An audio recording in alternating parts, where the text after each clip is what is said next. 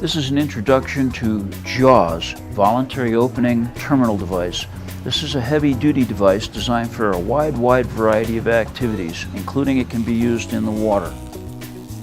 JAWS is designed to be cable actuated. It has a very powerful spring on the inside. That spring force is adjustable by pressing and shifting on this lever, so it has 4 different levels of force. JAWS is about 5 inches long. It weighs just under a pound at 15.5 ounces. It's made of aircraft aluminum and stainless steel. It has a 1/2-20 standard thread mount. The final version will have polyurethane gripping surfaces like this. These are replaceable. Now, the first way I'm going to put JAWS on is in the cable use mode. So I'm going to snap it on and lock it in place.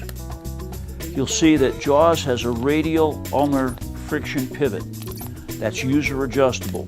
Once the cable is in place, I can open it like that and close it. The closure comes from the force of the spring. If I'd like, once I grasp something, I can shift up the force to a much higher load. Makes it very difficult to pull off.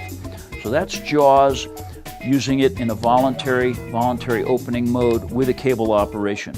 Now, the nice thing about JAWS is that it can also be used without the cable. I can reposition this. I'm going to flip it up in the opposite direction. JAWS can be pulled open with this trigger. So this trigger can be used to pull it open. But additionally, the feature to JAWS is that JAWS is designed so that it can be pushed on and pulled off objects. So it can be snapped on and snapped off. The value of that is that that's a safety feature. You can snap it on and off handlebars. It's designed for ATVs, snowmobiles, personal watercraft, handling all sorts of tools and handles. It can simply be pushed on and off. Once it's on the object, you can shift it up. It has a much higher grip.